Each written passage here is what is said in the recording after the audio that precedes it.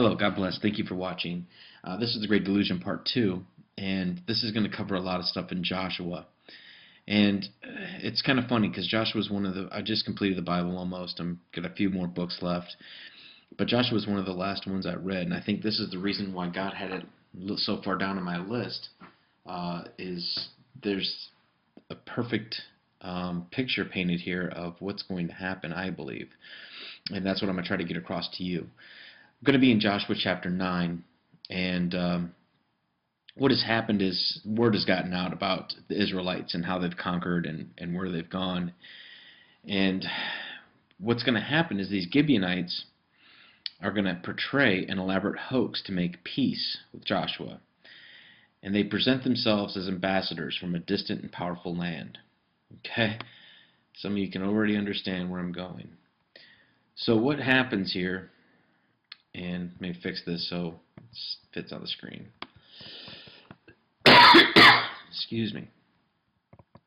So what happens here is we have these inhabitants of Gibeon who heard that Joshua, what he'd done in Jericho, and these Gibeonites did wily work, and they went and made as if they had been ambassadors.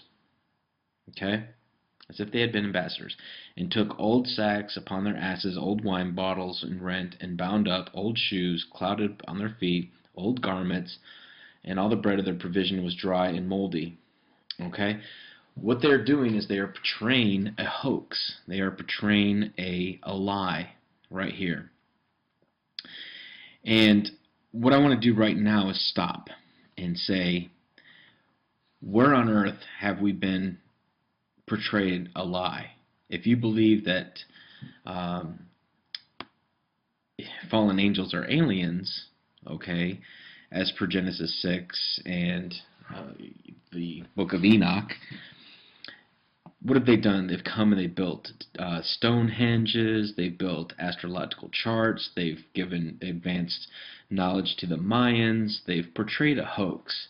They've come as if they've been ambassadors. We always talk about, oh, the spacemen, when the spacemen came here back in the day, when the spacemen were here and taught the Mayans how to build temples and how these stones were perfectly cut and how all these different things were perfectly done and the pyramids were built so perfect and you can't do that with human hands.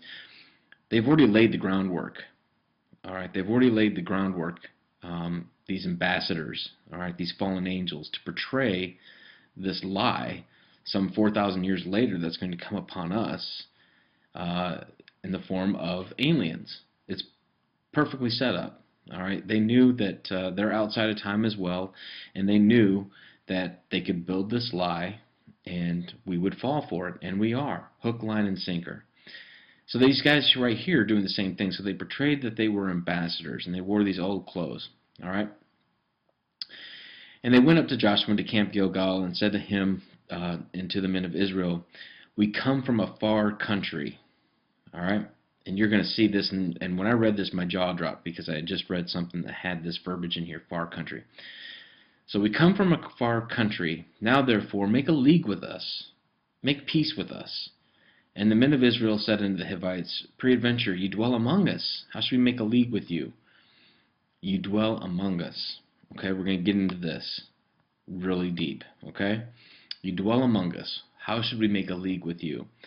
And they said unto Joshua, we are your servants. And Joshua said, well, who are you? And from where do you come from? We come from a very far country. Okay? We're going to stop right there, and we're going to take a look at this. So that's what they say. That we're from a far country. We're from a far country. It's repeated 2 or 3 times at least in that one chapter. So when I read that, I remembered this. This is Isaiah 13. Verse 1, all right, the burden of Babylon, okay? I'm not going to get into the whole chapter. It's very, the Lord lays it out. I'm just going to leave it at that. He says right here, I've commanded my sanctified ones. I believe this is the bride he's talking about. I've also called my mighty ones for my anger. I believe these are his angels, mighty ones. Even them that rejoice in my highness. Okay?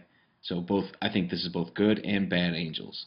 Even them that rejoice in my highness. So, in other words, my my angels and my mighty ones for mine anger. I believe these might be the fallen angels. All right, just a theory.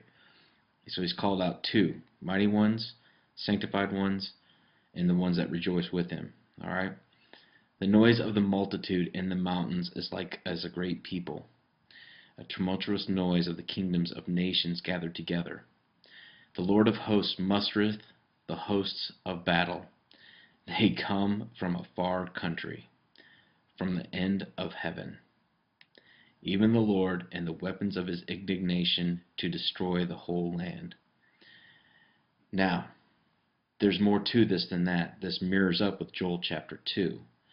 All right, but we're going to go into something else right now. I'll come back to this. But here it is, far country. God made it a point in his word for Joshua to write that word exactly as it is, far country, just as Isaiah wrote it here, far country. From the end of heaven, okay, that's not that's not down the road. That's not Europe, that's not Antarctica, that's not China. From the end of heaven, all right? There's three heavens in our world, all right? There's the heaven where God resides. There's the second heaven where Satan resides, which is the stars, the outer space, and then man controls the atmosphere heaven, the birds and everything else. And these things come from a far end of heaven, all right? Okay, so that's one thing they get across, is we come from a far country. We come from a far country. And the second thing that really struck me is they're like playing this whole servant role. We're your servants. Make a league with us. Make a peace treaty with us. Essentially, is what they're saying.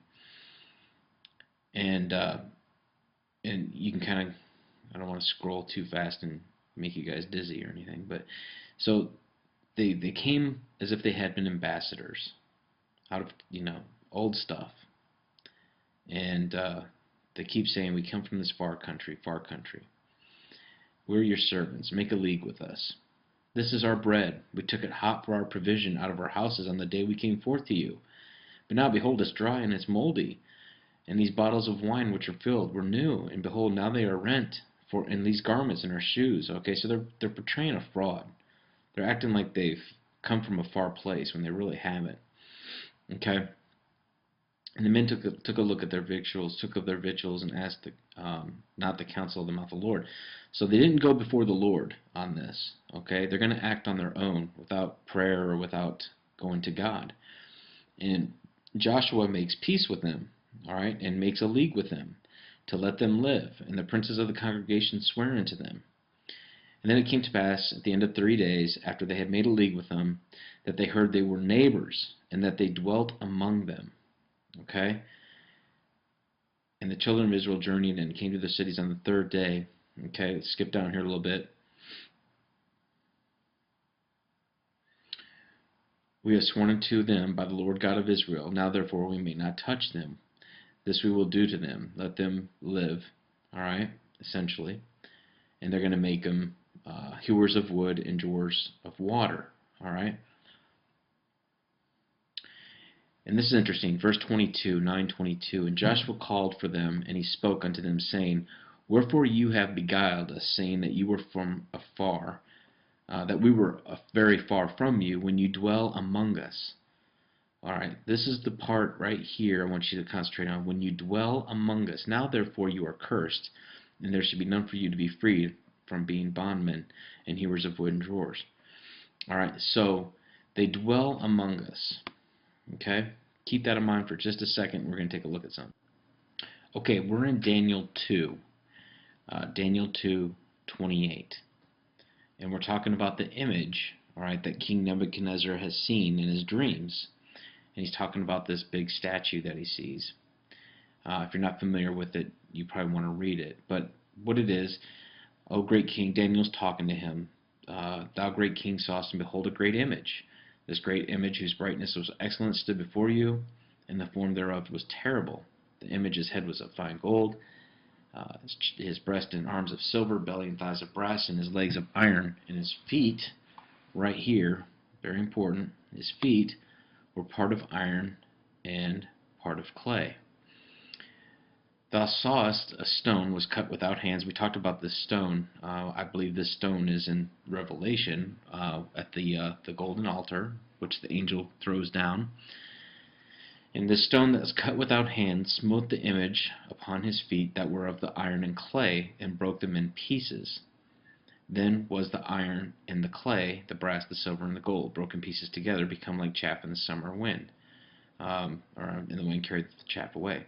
So we have the statue, okay, but what we want to talk about specifically are the feet.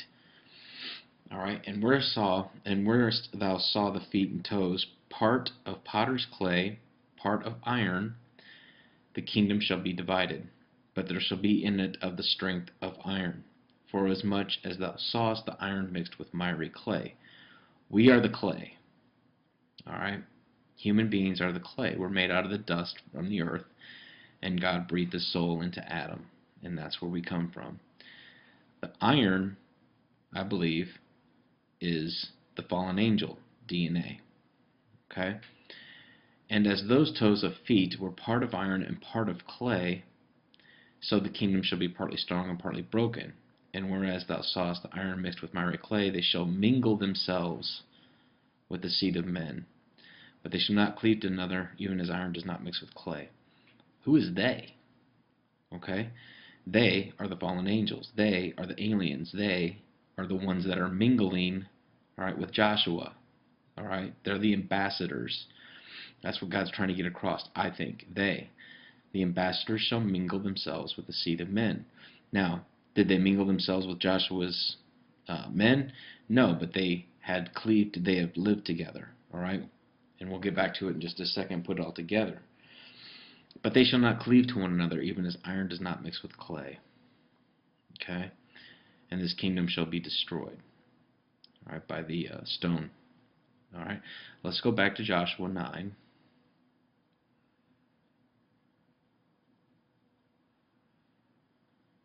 We come from a far country, shall make a league with you, make a peace treaty with you. We are your servants. All right? They that dwelt among us, that they dwelt among them. All right? They dwelt among them. They are the iron, and Joshua is the clay. So in closing on this part, I just wanted to throw my notes up here, so if you wanted them, you could look at them. We come from a far country, Joshua 9:3, and shows as if they were ambassadors, just like we have space ambassadors that came here thousands of years ago to portray a hoax that's coming. I mean, it's when you have the eyes to see it, when God gives you the eyes to see it, it almost just looks juvenile. It almost just looks like I don't know how to explain, but it's just sickening. So they come and make this peace treaty. You dwell among us. So how can we make a peace treaty with you? All right, and it just goes on, and the kings show the Israelites their old clothes, their old stuff, to make it look like they came from a far place. We come from a far country, and so it ends. It ends on a very good note. So check this out. I thought this was interesting. These ambassadors were from a town called Gibeon. There's a town in Nambia, Africa, called Gibeon. It's famous for a meteorite that fell there. It was used to make tools and weapons by the people of Gibeon. It is classified as an iron, get that out of there, as an iron meteorite. I like looking up things and words and different things in the Bible, and I thought that was very interesting. I don't believe in coincidences, but here's the Wikipedia address. So God bless, and take care. Please comment, please like the video, please share it. Thank you very much.